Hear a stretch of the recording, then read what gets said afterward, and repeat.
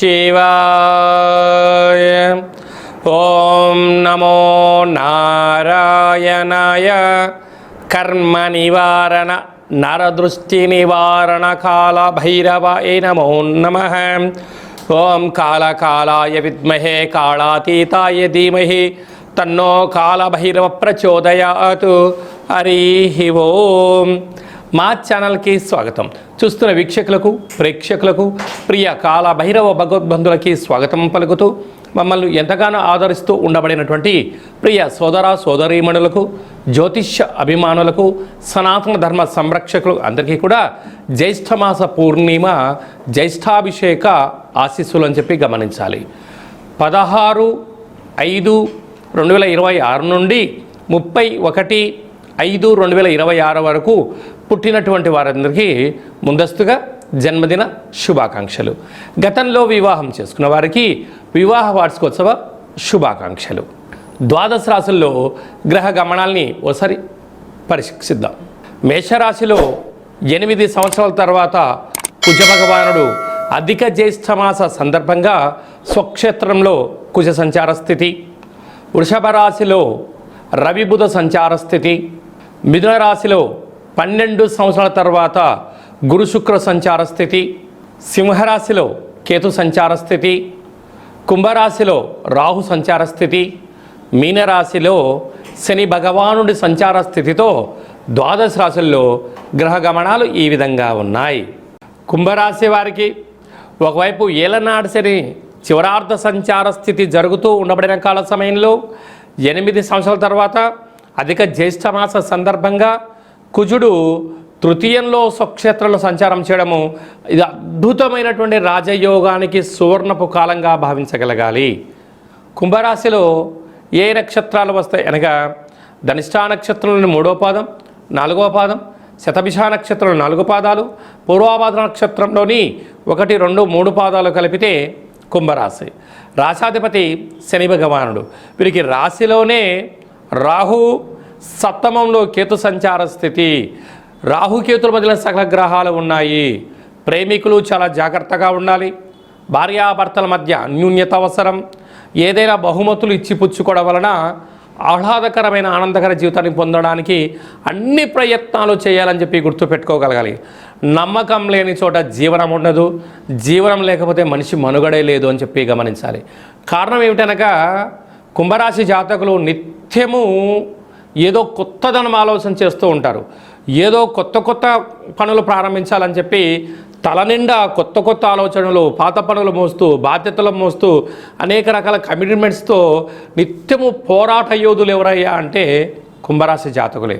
వారికి ఏలనాటి శని ఉండినను ఈ 8 సంవత్సరాల తర్వాత కుజుడు తృతీయంలో సంచారం చేయనప్పుడు ఇది సువర్ణపు కాలంగా భావించాలి.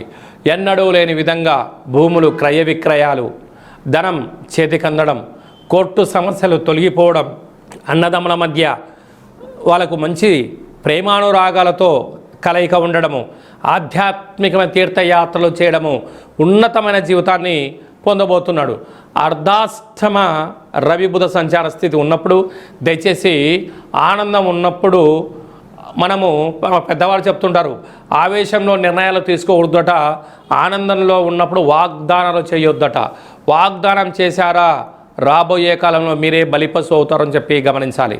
కనుక ఇలాంటి కాల సమయంలో జ్యేష్ఠమాస పూర్ణిమ సందర్భంగా వెడల్పాటి పాత్రలో నవధాన్యములను అన్నిటినీ పోసి నువ్వులను మాత్రం తెల్లటి నువ్వులుగా ఏర్పాటు చేసి చంద్రుని చూస్తూ మీ కోరికలు కోరుకొని నమస్కారం చేసుకొని ఈ పాలను ఈ నవధాన్యాలను గోమాతకు ఆహారంగా ఏర్పాటు చేసి మీరు తీర్థంగా స్వీకరించినట్లయితే సకల దోషాలు తొలగి అదృష్టం విపరీతం కలిగి అపార కుబేర తత్వానికి కుంభరాశి జాతకులే స్వాగతం పలుకుతారు అని చెప్పి గమనించాలి.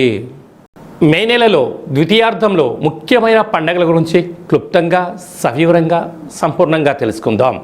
21వ తారీఖున ఎన్నడూ లేనటువంటి విధంగా అధిక జ్యేష్ఠ మాసంలో గురువారము పుష్యమి నక్షత్రము అనగా తెల్ల జిల్లేడు వృక్షం దగ్గర పూజ చేసిన, తెల్ల జిల్లేడు యొక్క వేరు తీసుకొచ్చి సింధూరం పూసి ఇంట్లో పెట్టుకున్నా, ఒక లక్ష్మీ గణపతి హోమాన్ని చేసుకున్నా అద్భుతమైన అఖండమైన రాజయోగం మన సొంతం అవుతుందని చెప్పి గమనించాలి. అలా చేసుకోలేనటువంటి వారికి తెల్లజిల్లేడు వృక్షం దొరకలేనటువంటి వారు ఈ కిదినమును సంప్రదించినట్లయితే, మీ గోత్రనామాలు పంపించినట్లయితే పూజ చేసి ఆ తెల్లజిల్లేడు యొక్క వినాయకుడి స్వరూపాన్ని వేరును మీకు పంపించడం జరుగుతుందని చెప్పి గమనించాలి. 23వ తారీఖున కాలాష్టమి అంటే కలియుగ కాలంలో కలి చేత, నరదృష్టి చేత, శత్రువుల చేత ఎవరైతే బాధపడుతున్నారో ఆ రోజు కాళభైరవ స్వామిని స్మరణ చేసిన, ఇంట్లో కుష్మాణ దీపాన్ని వెలిగించిన, కాళభైరవ అష్టకాన్ని విన్నా, సునకపు మహారాజు గారికి గారెల దండ వేసిన, అతిథికి ఆహారం పెట్టిన, కాళభైరవ స్వరూపంగా భావించి ఎప్పుడైతే చేస్తామో కష్టాలకు ముగింపు పలికి అష్ట ఐశ్వర్యాలకు స్వాగతం పలుకుతారు అని చెప్పి గమనించాలి. అలాగనే మనకు 31వ తారీఖున అధిక జ్యేష్ఠమాస పూర్ణిమ అంటే అధిక ఫలితము అంటారు. కనుక అధిక జ్యేష్ఠమాసంలో శ్రీమన్నారాయణ స్వామి యొక్క స్మరణ చేసిన, ధ్యానం చేసిన, తిరుమల వెంకటేశ్వర స్వామి క్షేత్రంలో జ్యేష్ఠ పూర్ణిమ సందర్భంగా విశేష అభిషేకం చేస్తూ ఉంటారు.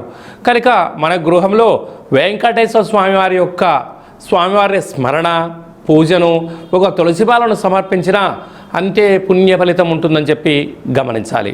కనుక జ్యేష్ఠమాస పూర్ణిమ సందర్భంగా అంటే సాయం సంధ్య అంటే చీకటి పడ్డ తర్వాత 7:30 నుంచి అర్ధరాత్రి 11-12 గంటల వరకు గగనంలో తెల్లగా చల్లగా చంద్రుడు కనపడుతూ ఉంటాడు.